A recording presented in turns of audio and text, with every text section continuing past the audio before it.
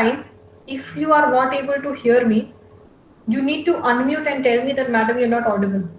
Okay, so that I can connect my phone with it for audio, because the laptop is a little tricky sometimes. Okay, और audio कभी भी बीच में आना बंद हो जाता है.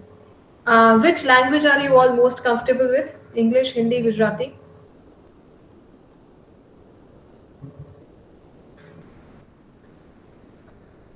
I am asking something.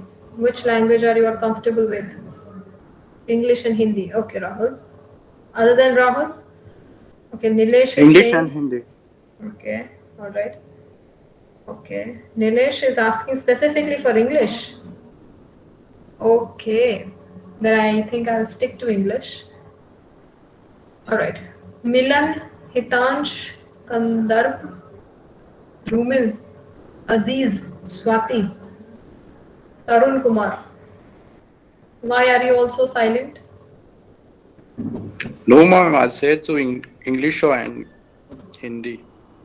Okay, okay. Is Prachi here? Prachi Patel? Prachi, unmute. Yes, ma'am. Are you the one? Did I teach you before? Yes, ma'am. अरे इस क्लास में कैसे? मैम बार बार चेंज कर दे रहे मुझे. बाकी सब लोग कहाँ हैं फिर? बाकी सब लोग तो वही क्लास में, खाली मैं सी में थी बोल के इस क्लास में आ गई. Okay, good. चलो. How is everything else going on, Prachi? Ma'am, repeat please. How is everything else going on? Everything is fine, ma'am. In lockdown, online teaching, everything is okay? Yes, ma'am. Okay, all okay. Okay. All right. Let's have a look at the syllabus of statistical and numerical methods. Has Paras sir already discussed this, or is it remaining?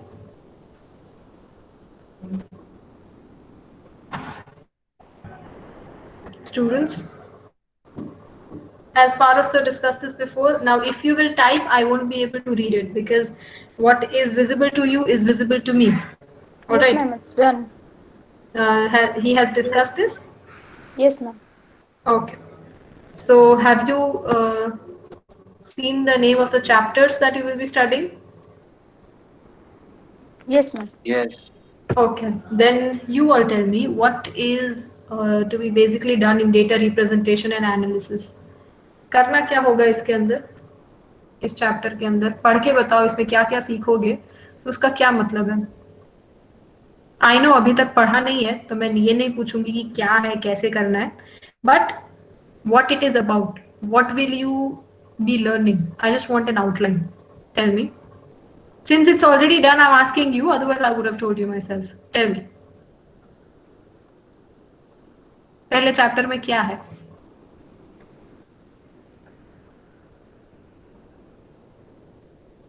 अरे कोई तो बोलो. Ma'am, it is related to the graphs that we used to do in the 10th or 12th, 10th standard Very about the pie charts and like that. Very good. Okay. Okay. Anyone else? Anyone else? Okay. So what do you mean by representation? Representation का मतलब क्या होता है? English पूछ रही हूँ normal. What do you mean by representation?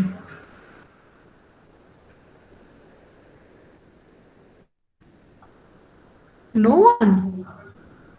Am I still audible? Am I audible? Yeah, I am. What do you mean by representation? How data represent? भाई हिंदी में बताओ, चलो हिंदी में बात करते हैं. If English is not very comfortable to you all, representation का मतलब क्या होता है? Simple, basic English knowledge. Vedant, अजीज.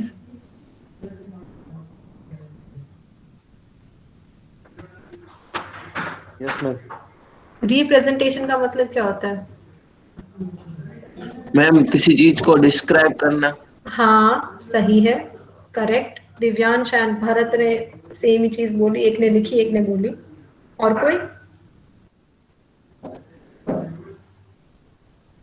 Anyone else? नहीं? ओके. तो सही बात है, किसी भी चीज को रिप्रेजेंट करना, डिस्क्राइब करना. ठीक है. तो data representation and analysis. Analysis का क्या मतलब होता है? हिंदी में बोलो.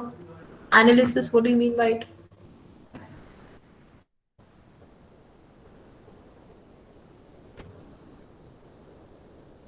What do you mean by analysis? Ma'am analyse करना मतलब ध्यान से सब वो ध्यान से क्या? मैम एग्जामिन करना. Yes, very good Anjali, examine करना, गुड. सो पहला जो तुम्हारा इसके अंदर कोर्स के अंदर चैप्टर है which is data representation and analysis, तो उसका मतलब ये है कि जब मेरे पास कोई डेटा है उसको मैं कैसे रिप्रेजेंट कर रही हूँ. ओके, प्रेजेंट और रिप्रेजेंट. रिप्रेजेंट यानी कि फिर से पेश करना. ओके, डेटा ऑलरेडी है मेरे पास. मान लो कि मैं यहाँ पे तुम्हारे मार्क्स की बात कर रही हूँ, ठीक है. तो तुम कितने अभी मीटिंग में 29 ऑफ अस, तो मान लो 28 लोग हो. ओके, अब 28 लोगों ने SANM की एग्जाम दी है, तो तुम्हारे जो भी मार्क्स होंगे वो एक डेटा है, हाँ कि ना? यस और नो? Yes. ओके, मान लो कि 20 मार्क्स का टेस्ट है. Alright, I am talking about a 20 marks का टेस्ट. अब अगर कोई मुझसे पूछने आएगा at this moment in time, तुम्हारा टेस्ट हो चुका है, कोई मुझसे पूछेगा कि भाई ये कैसा परफॉर्म किया इन लोगों ने, तो मैं उनको क्या बोलूंगी? On the basis of the data representation, जिस तरीके से डेटा को रिप्रेजेंट किया गया है, नाम है, रोल नंबर है, उनके मार्क्स है और कुछ कैलकुलेशंस करी गई है, स्टैटिस्टिकल डेटा है मेरे पास, ठीक है. तो उसका मुझे एनालिसिस करना होगा, एग्जामिन करना होगा, राइट. अब अगर कोई पूछेगा कि भाई बी बैच में कितने मार्क्स आए हैं, तो मैं क्या बोलूंगी? भाई नीलेश को 22 आए, दिव्यांश को 20 आए, राहुल को 15 आए, ध्रुमिल को 12 आए. ऐसे थोड़ी मैं बोलूंगी. I will take out an average number. Yes और नो? Yes ma'am. यस, साल से ऑन एन एवरेज सबको 22-23 मार्क्स आए हैं. तो मैंने क्या कर दिया, मैंने 22 लोगों, wait, 28 people, I have represented 28 people's data with only one number, which is their average, which is their mean. तो ये हुआ statistics. समझ में आया बात? डेटा को तुम रिप्रेजेंट कर रहे हो. अभी I'm only talking about B batch. What if it is A, B, C? All the batches are there. The entire class. सभी का एग्जाम हुआ है, सभी के कोई मार्क्स आए हैं. Alright? And now they ask me how is this class. ठीक है, तो मैं बता दूंगी कि भाई ऑन एन एवरेज यहाँ पे सबको 50 में से 35 अराउंड आए हैं, तो इट्स अ गुड क्लास. तो मैंने क्या किया, the data of the entire class is represented by what? The mean. Yes और no? Do you get it? Yes ma'am. Analysis क्या होता है? एनालिसिस इज कि भाई अगर 50 में से एवरेज 35 से ज्यादा है, ठीक है, तो एनालिसिस हुआ that this class is a good class in terms of academics की बात चल रही है, तो उसके हिसाब से this is a good class. तो ये हुआ एनालिसिस. तो वैसे ही अगर मैं तुम्हारे पूरे सेमेस्टर में जितने भी क्लास है, TC1, 2, 3, TP1, GTU, MU, सबका डेटा ले लूं, सबके एवरेजेस निकाल लूं, सबका मोड निकाल लूं. मोड यानी कि मोस्ट रिपीटिंग डेटा, पहले पढ़ा होगा आपने, राइट? जो डेटा सबसे ज्यादा रिपीट होता रहता है तो उसको मोड बोलते हैं. मीडियन होता है बीच वाला नंबर, मिडिल जो होता है डेटा का इन असेंडिंग ऑर्डर, उसका जो मिडिल होता है दैट इज मीडियन, राइट? तो ये होता है डेटा रिप्रेजेंटेशन एंड एनालिसिस. तो आपको इस चैप्टर में पहले तो रिवीजन करवाएंगे, फिर measures of central tendency which is mean, median, mode. Dispersion क्या होता है वो सर सिखाएंगे. फिर रिप्रेजेंटेशन अगर डायग्राम के अंदर किया गया हो तो उसके भी अंदर स्कैटर्ड डायग्राम क्या होता है, histogram, origin curve, pie chart, ये सारी चीजें फिर एक्सेल की मदद से भी आपको सिखाएंगे. So this is the first chapter. Now did you understand कि क्या करना होगा फर्स्ट चैप्टर में? अब आते हैं सेकेंड चैप्टर पे which is regression and correlation. Any idea in दोनों चीजों का क्या मतलब होता है? रिग्रेशन एंड कोरिलेशन एवरीवन, कोई बेसिक आइडिया भी है? रिग्रेशन नहीं पता होगा, कोरिलेशन का इंग्लिश में मतलब बताओ मुझे, हिंदी में, सॉरी. कोरिलेशन जो एक इंग्लिश वर्ड है उसका मुझे एक हिंदी मतलब समझाओ. तुम्हें क्या लगता है क्या हो सकता है? Please feel free to answer wrong, guess work करो, कुछ भी. Related to each other. Very good, Rahul. Anyone else?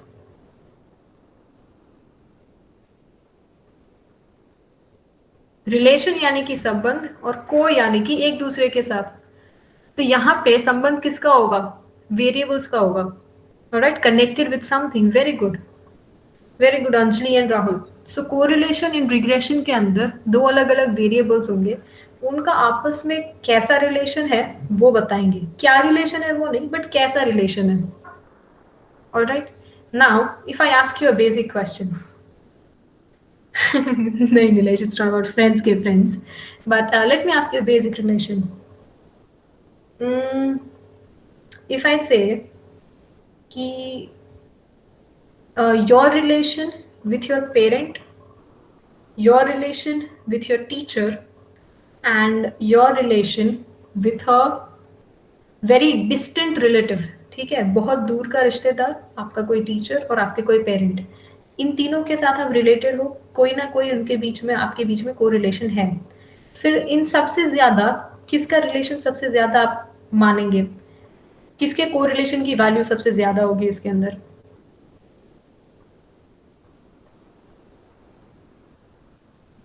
Parents की। पेरेंट वाली, ठीक है।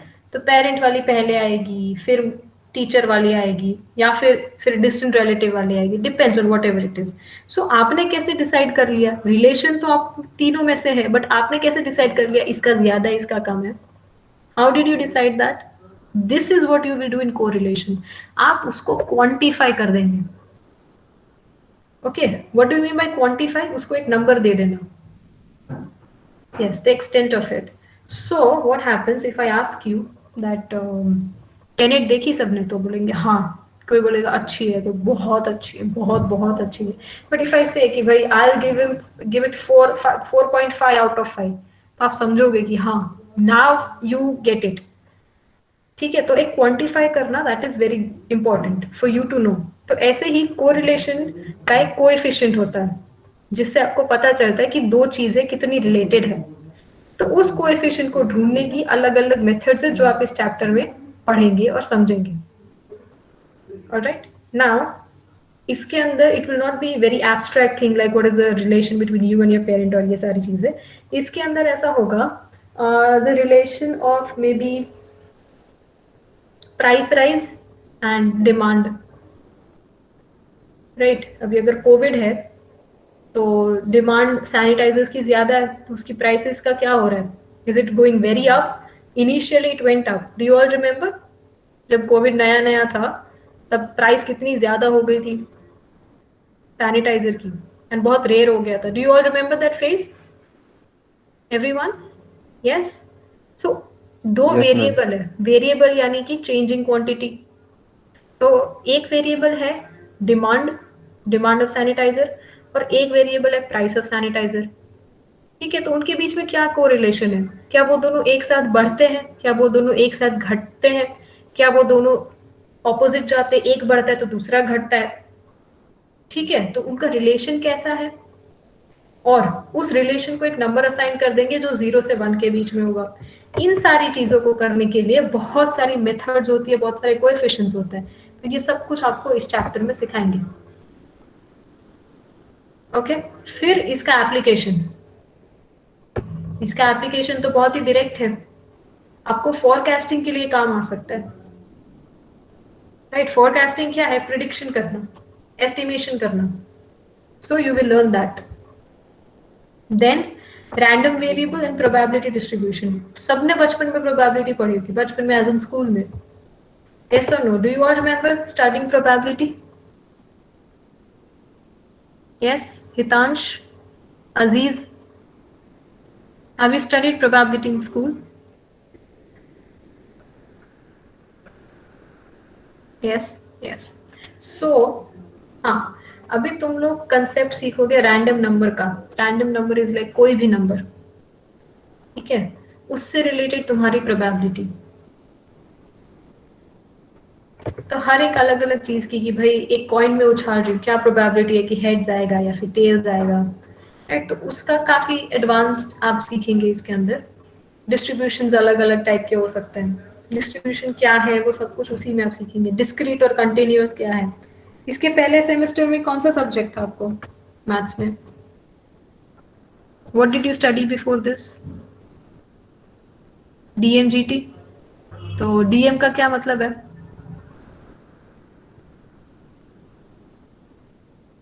What do you mean? हाँ, discrete math and graph theory. So you know what's the difference between discrete and continuous? Do you know the difference between discrete and continuous?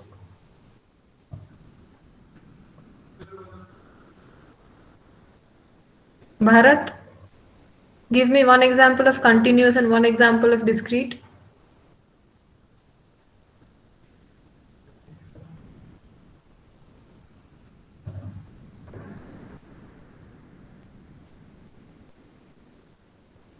Bharat, unmute. Yes, ma'am.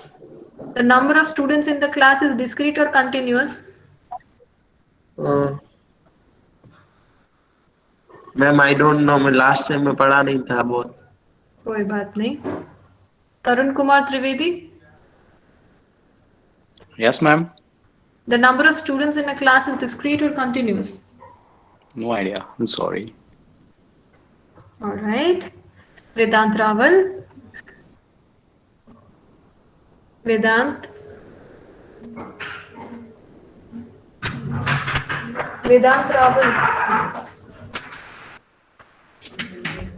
Can you hear me, Vedant? Okay, he left the meeting. All right.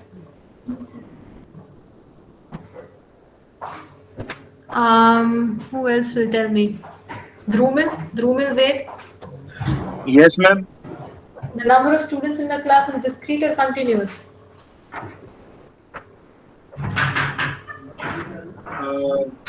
No idea, ma'am. Okay. And Siraj, मैंने पूछा ना अभी, तुमसे थोड़ी पूछा, बता नहीं देना होता है ऐसे सबको आंसर. वही हो गया, जोर जोर से सबको बता दे स्कीम. It is discrete. पूरा सेमेस्टर क्या किया? Who took your DMGT? Who taught you DMGT last semester? बताओ, कोई भी बताओ अभी. चिंतन sir. Okay, I'm gonna complain to Chintan sir now. Sir, students ऐसा कर रहे हैं. See, discrete is any number जो whole numbers में हो. जैसे कि number of students in a class इसकी मैं बात कर रही थी. Can the number of students in the class be 44.5? Can the number of students in the class be 44.5? Nope. It's not. No, obviously not. या तो 44 या तो 45 है. ठीक है. अब आपकी हाइट मान लो. आपकी हाइट सेंटीमीटर्स में या फिर इंचेस में. Okay, it can be 164.72. Right, decimals में भी आंसर आ सकते हैं. तो that is known as continuous data. Okay, your weight can be 55 kgs and 600 grams. 55.6. So that is again continuous. Got it? Time is continuous. हमेशा 1 बजे 2 बजे ऐसा नहीं होता ना. 2:30 बजते हैं, 1:30 बजते हैं, 1:15, 2:20, right? So all these things are continuous data. Cricket देखते हो? एवरीबॉडी वॉचेस क्रिकेट और फुटबॉल. क्या उसमें होता Yes, है ma'am. क्या उसमें होता है कि आधा गोल हुआ है, बस गोल होने ही वाला था और गोल नहीं हुआ? ऐसा कभी होता है? आधा गोल, 0.5 गोल, या फिर सिक्सर बस मारने गए थे और नहीं लगी. कैन अ क्रिकेटर स्कोर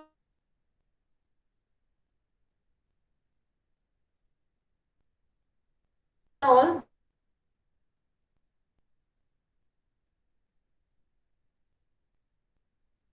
तब आप उसमें देखेंगे that what is discrete probability, what is continuous probability. Okay, फिर है error in digital computations. तो ये बहुत ही सिंपल चैप्टर है. इसके अंदर आपको टाइप्स ऑफ एरर्स होंगे, उसके बेसिक्स क्या है, डिजिटल कंप्यूटेशन में कैसे होता है, सिग्निफिकेंट डिजिट्स क्या होते हैं, representation of number in computers. This is very very simple chapter. The most easiest and smallest chapter of the entire subject is error in digital computations. अब इसमें तो I don't think that you all need जिसकी value change होती है ऐसा नहीं होता नीलेश, जिसकी वैल्यू होल नंबर नहीं होती। अब तुम मान लो कि अभी अगर तुम 25 इयर्स के हो तो तुम्हारी हाइट तो फिक्स्ड है ना, हाइट थोड़ी तुम्हारी उसके बाद चेंज होने वाली है। बट तुम्हारी हाइट ऐसा नहीं है कि भाई 5 फीट ही होगी, 5 फीट 4 इंचेस, 5 फीट 3 इंचेस, ऐसे करके it can be anything. It is not necessary that it has to be a whole number. Okay, that kind of a data is a continuous data. समझ गए नीलेश? जैसे कि number of students in a class है, ठीक है, तो मान लो आज कोई एब्सेंट हो गया, कल वो प्रेजेंट हो गया, कोई और एब्सेंट हो गया, तो वो भी तो डेटा रोज का रोज चेंज हो रहा है, बट वो कभी कंटिन्यूस में नहीं जाएगा, वो होगा तो डिस्क्रीट ही। समझे? या so error, you all have studied error ना, absolute error, percentage error, relative error, और एरर किस किस टाइप्स के भी होते हैं। मैनुअल एरर होता है, कॉम्पिटेशनल एरर होता है, इंस्ट्रूमेंटल एरर होता है। ये सारी चीजें पढ़ रखी है सभी ने, तो I don't think that I need to explain that any further. Do I need to explain that? No, right? So shall we see what else is there in your syllabus? Okay, roots of equations, interpolation and curve fitting. यही आपने अभी start किया ना? If I'm not wrong, you're doing bisection method. Yes, ma'am. फिर false position करोगे, फिर Newton-Raphson, finite difference, forward, backward. Oh, so many things. Now, since you've already started this, you tell me क्या होता है इस chapter में? जो chapter पढ़ रहे हो मैं तो वही तुमसे पूछूंगी, बताओ।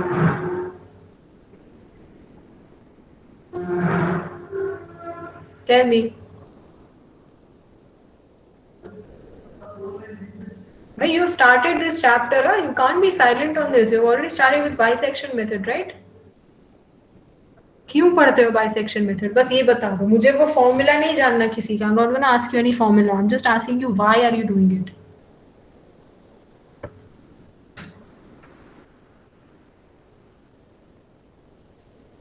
Swati?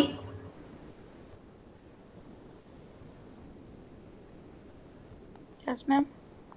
Why are you doing bisection method? Like what basically you're doing in bisection method? करते क्या हो? Explain कर दो चलेगा।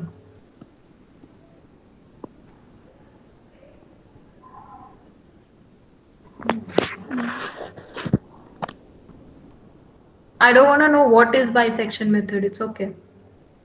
वो तो सर क्लास में पढ़ाएंगे। Yes, ma'am. But why? What do you do in it? Anyone else? It's like root finding method.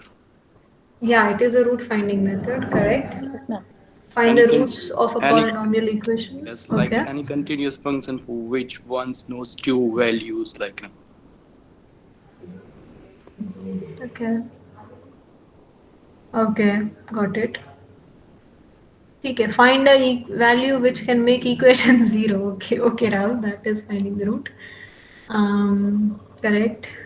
Aziz is also saying root finding, and कीर्तन ने तो फॉर्मूला ही लिख डाला, exact root of the equation. Okay, उससे क्या होता है?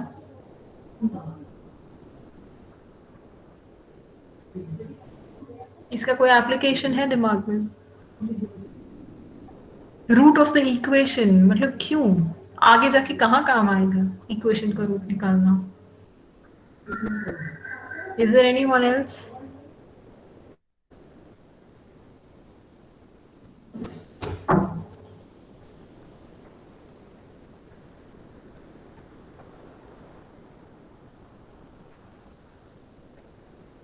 मुझे इस चीज का कोई एप्लीकेशन बताओ, क्यों पढ़ रहे हो ये? एग्जाम के लिए नहीं, सेमेस्टर पास करना है, सिलेबस के अंदर है। I don't want those answers which might be your answers but I just don't want them. Tell me why. Exactly, you don't know, right? Is there anyone else who has a little bit of idea? Atmosphere? Please elaborate on that, Nilesh. Nilesh, can you unmute and talk? Hello ma'am, exactly तो पता नहीं है, लेकिन ये atmosphere में जो changes होते हैं उसके लिए यूज होता है। एग्जैक्टली तो पता नहीं है। ओके, ऑलराइट, ठीक है। अभी remember when you were in school, you have also found out roots of equation in that. Do you remember doing b square minus 4ac determinant? Do you remember that? Minus b plus minus root d upon 2a. वो भी तो root ही था ना equation का, है ना? तो ये हम अलग अलग मेथड्स जो है उससे रूट को फाइंड आउट करते हैं। हम लोग, हमारा एम एक ही है, to find out which value satisfies the given equation. Okay, can you make a real life equation anyhow? Can you do that? Make a real life equation. कहीं पे कभी देखा है इक्वेशन को यूज करते हुए किसी ने अगर यूज किया हो? No one. For determining population size. Okay. All right, Nandit. Anyone else?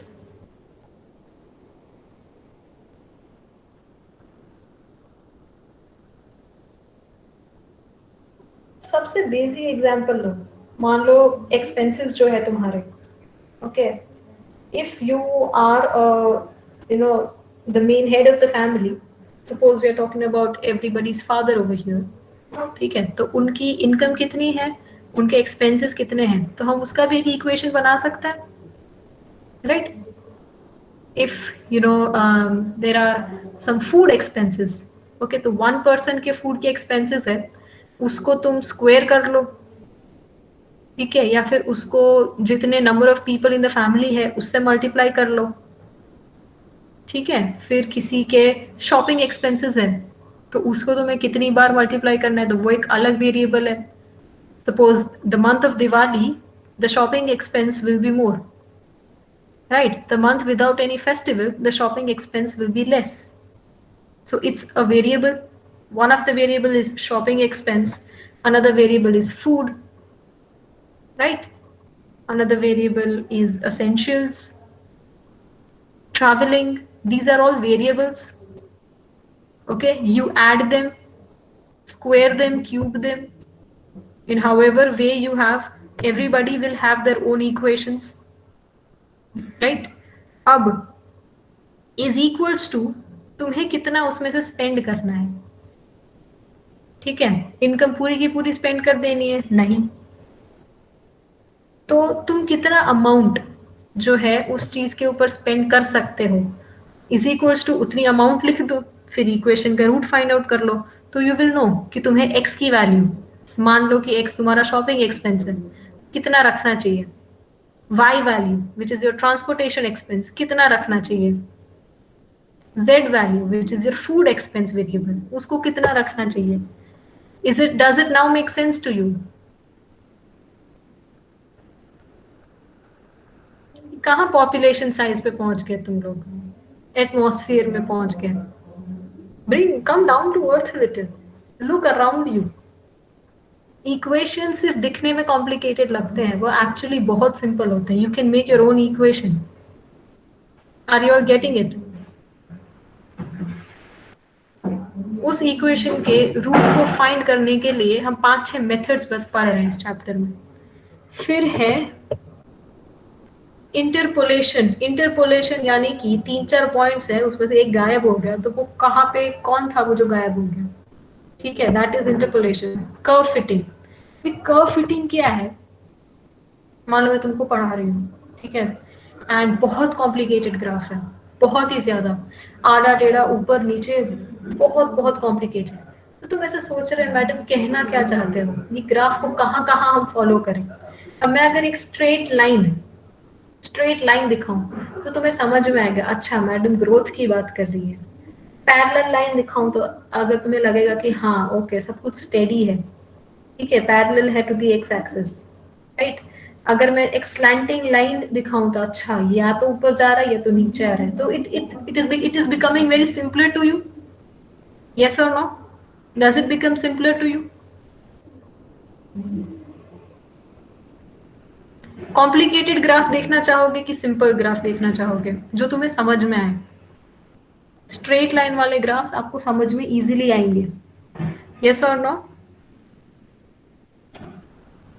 Okay, तो कर्व फिटिंग में तुम लोग वही करोगे, जो तुम्हारे पास ऊट पटांग डेटा है उसको तुम कर्व जो तुम्हें आता हो, जैसे कि एक लाइन एक लीनियर कर्व है, ठीक है, पैराबोला भी एक कर्व है, तो हम अपने हिसाब से उस शेप में उस कर्व को फिट करने की कोशिश करते हैं अंडरस्टैंडिंग के लिए, एनालिसिस के लिए, ठीक है। तो that is what you will learn in curve fitting. Okay, उसके अंदर लीनियर एंड नॉन लीनियर दोनों कर्व होंगे। लीनियर यानी कि स्ट्रेट लाइन। फिर आखिरी चैप्टर है numerical integration and solution of ordinary differential equation. अब ये इसका क्या मतलब है न्यूमेरिकल इंटीग्रेशन का? इंटीग्रेशन तो सबको पता है, ये न्यूमेरिकल इंटीग्रेशन क्यों? Any idea?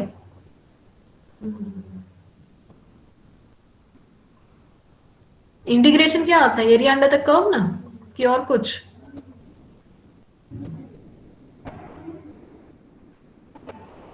Everybody, what is integration?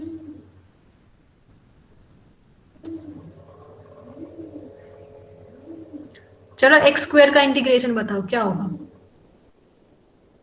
What is the integration of x squared dx?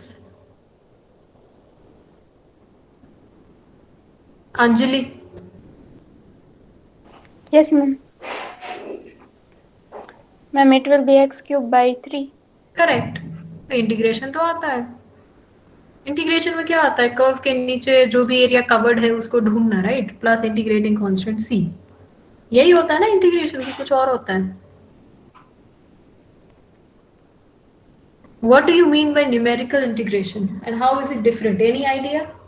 पढ़ोगे तो बाद में, बट नाम सुनने से कोई आइडिया है?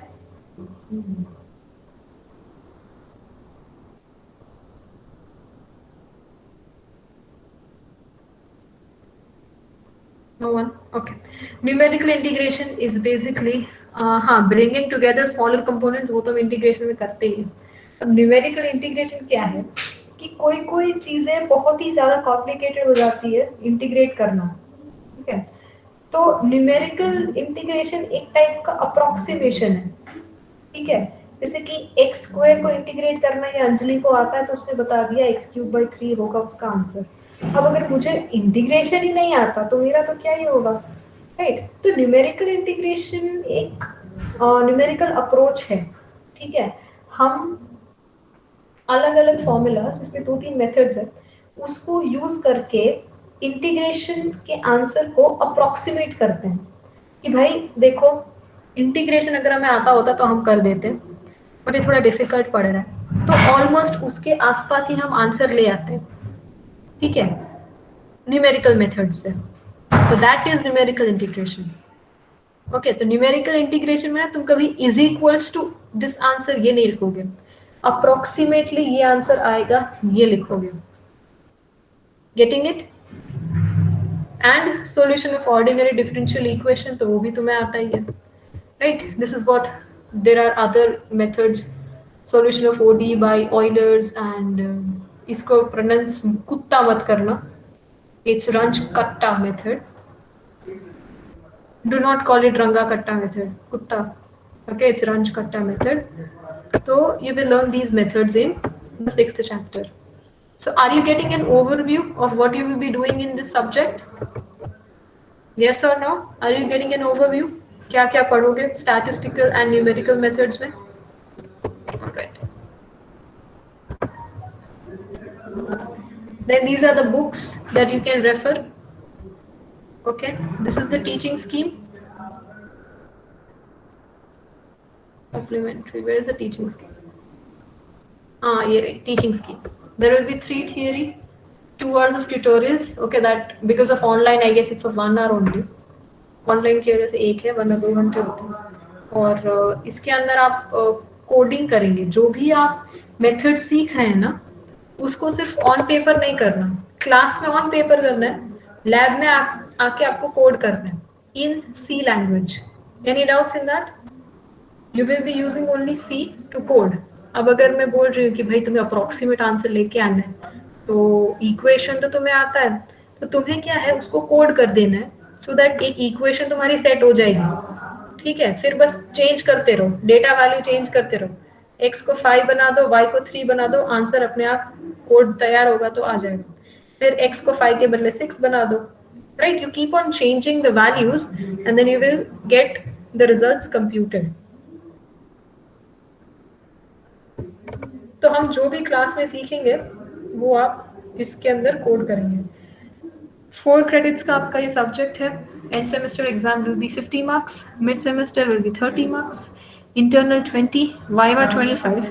एंड ये जो आप अभी प्रैक्टिकल्स कर रहे हैं, मतलब प्रैक्टिकल्स जो आप अगले प्रैक्टिकल से करेंगे, उसके टर्म वर्क में आपके मार्क्स होंगे 25 मार्क्स उसके होंगे, which will make a total of 150 marks. These are the things that you will do in your practicals. 16 practicals होंगे, okay? And Chetan sir will conduct them. तो अभी आप जो बाइसेक्शन मेथड कर रहे हो ना, उसका फॉर्मूला आता है सबको?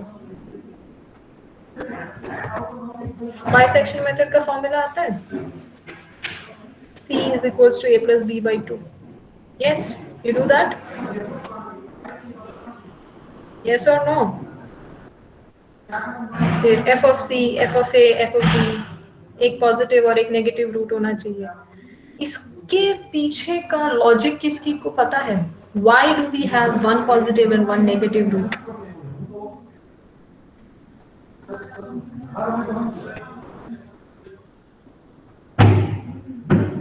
चलो, this is a chocolate question. Chocolate question यानी कि जो भी आंसर देगा उसको एक चॉकलेट मिलेगी।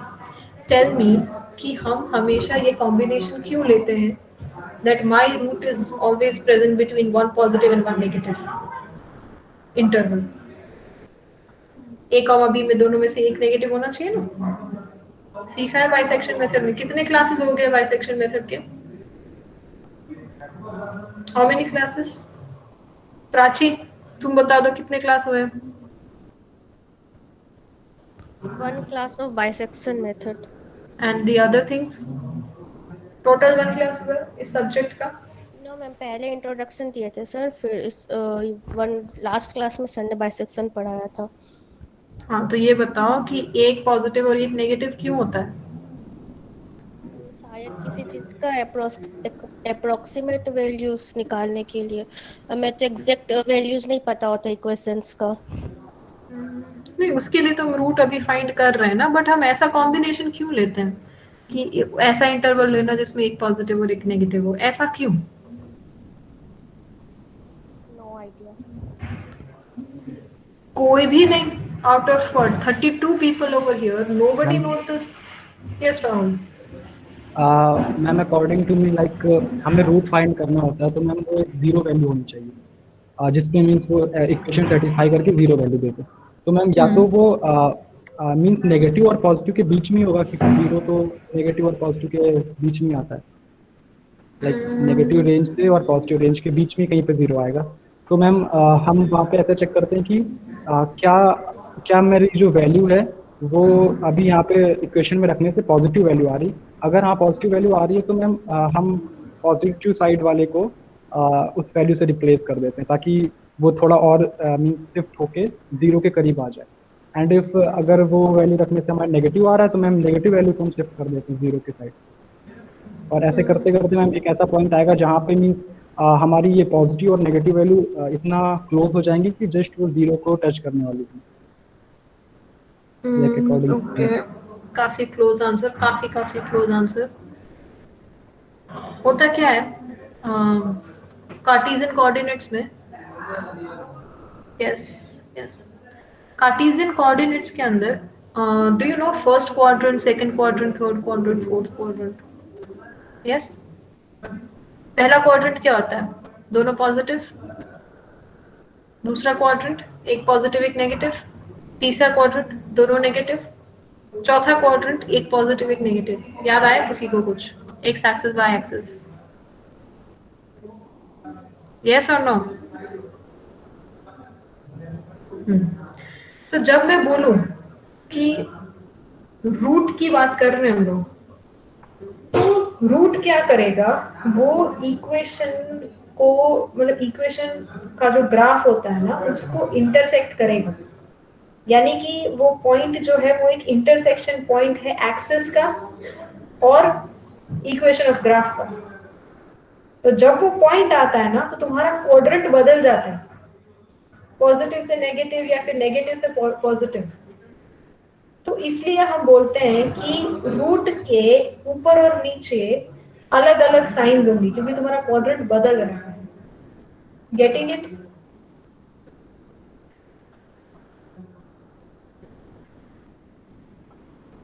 Do you get this logic? X axis जो है उसको कहीं पे ना कहीं पे वो ग्राफ जो है इंटरसेक्ट करके जा रहा है, इसलिए वो उस पॉइंट को वहां पे सेटिस्फाई करता है। y is equals to a function of x, ठीक है? तो y एक्सिस है, x एक्सिस है, तुमने अपना ग्राफ वहां पे प्लॉट कर दिया। तो जिस पॉइंट पे वो ग्राफ x एक्सिस को क्रॉस करता है वो पॉइंट तुम्हारा रूट ऑफ इक्वेशन हो जाता है। एंड उस पॉइंट के दोनों साइड्स पे पॉजिटिव और नेगेटिव आती है चीजें। तो दैट इज व्हाई हम हमेशा इंटरवल ऐसा लेते हैं जहाँ पे एक साइड पॉजिटिव एक साइड नेगेटिव हो। रही बाइसेक्शन की बात, तो बाइसेक्शन में हम आधा आधा बीच में आते हैं, राइट? दोनों का मिड पॉइंट ले लेते हैं, फिर देखते हैं कि कौन से हाफ के अंदर रूट प्रेजेंट है, उसका भी मिड पॉइंट, उसका भी मिड पॉइंट, उसका भी मिड पॉइंट लेते जाते हैं। That is what you do in your bisection method. तो उसी को अब तुम सी लैंग्वेज में कोड करोगे, ओके? नॉन लीनियर इक्वेशन होना चाहिए, स्ट्रेट लाइन वाला नहीं, राइट? तो regular falsi, Newton Raphson, forward difference, Newton backward difference, Lagrange interpolation, so on. जो भी तुम मेथड्स इन शॉर्ट सीख रहे हो उन सभी को तुम्हें कोड करना है। This is what you will be doing in your lab sessions. Apart from this, अभी तक मैंने जो जो भी बताया है, कैन यू टेल मी कि मैडम कंप्यूटर इंजीनियरिंग में इसके एप्लीकेशन को हम यहाँ इस्तेमाल कर सकते हैं? मैं आपको सिलेबस यहाँ पे फिर से दिखा देती हूँ। यू टेल मी कि भाई इसमें से कौन से चैप्टर के कौन से टॉपिक को आप कहाँ सोच रहे हैं कि यूज कर सकते हैं। जैसे कि एक तो ये मैंने कर दिया तो अब ये कोई नहीं बोल सकता, जैसे कि फोरकास्टिंग, ठीक है? रिग्रेशन एंड कोरिलेशन की मदद से मैं फोरकास्टिंग कर सकती हूँ। और जो भी अभी मैंने समझाया उसको ध्यान में रखते हुए tell me, give me one application of this, everybody.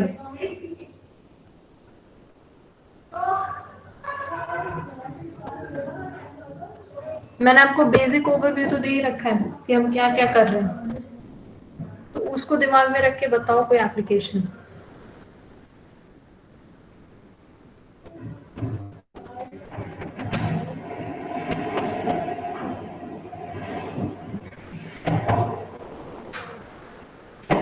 No one. No one is having any application on their mind? Because this subject is highly used in various things. From your engineering point of view, computer engineering point of view, it can be used to build up a algorithm. It can be used in computer science for root algorithm. Profit और loss में भी काम आता है। Multi dimensional root, yes, curve fitting 3D image using graph, good, very good Neel. Anyone else?